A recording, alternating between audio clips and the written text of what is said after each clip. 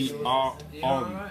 Alright, if you clicked on the first video and you thought these guys sounded interesting, because there's like Which one's yours? There's a musical video after it. Do you guys have a music video? This one? Yeah. You do? So alright, let's just pretend it's already played. I've just seen you guys for the first time. There's a lot of dramatic pauses in your stuff. It reminded me of, well, many different bands, but let me not cloud, you know, the way you guys come across with my own interpretation. How do you guys work this kind of like music out? How do you do it? Take some time, sit around, talk about it, Okay. play it. Are there bar graphs, lots of pie charts, or you just like jam stuff out to come from the lyrics? There's no first? wizardry, you just work it out and think about it. Guys, can you move downstairs, please? We don't have to move downstairs. Okay, we will move the interview downstairs. Come this way. Are you going to film us walking? Yes, we will. There's no edits on my channel, it's continuous shots. Keep going. Make sure you keep my good angle. Don't worry, man, I got the good angle locked down. Well, it seems to work. It seems to work. It's pretty loud down here. Suffice to say, there's a lot of anger in the music. Where does that come from? The music. There seems to be a lot of anger in it. What was the question? There seems to be a lot of anger and restraint in your music. Almost like you want to basically knock more stuff down in the actual mic that you knocked down before. Where does the anger come from? Oh, I don't know. There's no magic or anything. We just play the music that makes us feel good. Okay. That's what makes us feel good. Ooh. That's your interpretation of it. How do you find like the aggressiveness that comes from music? That seems almost, it's nuanced. It almost seems like something you just made up on the spot, but it must be rehearsed because your drummer, George, hits it in time. What was the question? Basically, the controlled violence that you have in your music, Yeah. you obviously have to work it out and like go over it quite a few times. Right? Yes. It seems like you've obviously rehearsed it because you're very, very tight, but it also seems very spontaneous. Like when you knocked the mic down, that felt real. So, Well, how do you know, the interpret only that? thing that's planned is the music and the structure of it and the dynamic of it. Everything else is, that's what we're playing, that's why we play it live, otherwise you could just listen to it. Sure. How did you guys meet? We're brothers. Your brothers? Yeah, All of we're you? three brothers. Oh, cool. Traylon, that's the name. Brothers Trailer. And how long has your band been going for? About a year, A year. 1 year. Cool. Obviously, the viewers can't see it, but to my far right is George. George is to be off camera. I'll respect that. Can we go to the garden so we can see you? Because right now it's really dark, ominous and interesting. I think they've closed it. Have they closed the garden? Can we go outside in the street and say, alright, I'll buy you a beer, I'll make it worth your while. You don't need to do I'm not that. just some nutter. We can You take can it. ask my references We once can the take video's it to the street.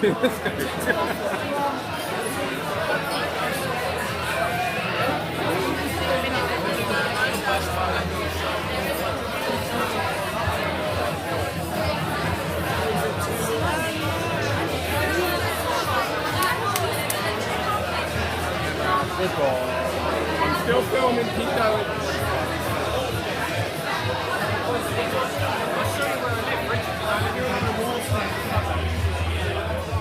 Cool. With the guy with the... Brilliant. the lock, This is great. Now we can see you. It's a bit more accessible. Your sound. I think it was the third song in. There was like a kind of like a fake kind of pause. I thought it was like the end of like the actual song. Then you continued again. What's that song called? Oh, that's the second song. Okay. That was Boston Ivy Eyes. Okay. And what's that song about? Because I heard little bits of lyrics. I wasn't sure. I don't write the lyrics. That's Daniel's job. That's Daniel's job. Oh, Daniel's gone. Oh, he's back again. Yeah, I know that guy. It's Fuzz. How you doing? It's all good. You're ambushing my ambush, but that's cool. It's talking about ambition, Hey, ambushes. this is too meta That's now. going so Last no. week this happened to your No, band. it's alright, it's alright, it's alright. We're off. It's all good. Oh no, you don't want to be caught on camera. Take care. That's Aiden from The Dash. The Dash rock! Basically, I was interviewing them the other day, and some other band called Mystified came along, so it's gone a bit weird. But anyway, tell me more about basically that second song. We'll talk about the lyrics, and apparently, obviously, you write them. So, Boston Ivy Eyes is the name of the song. It's about. Oh, this is ridiculous. I know, but you can get through it. If it's something really personal, you don't want to talk about it on camera, I won't share it at the blog. No, it's not. It's,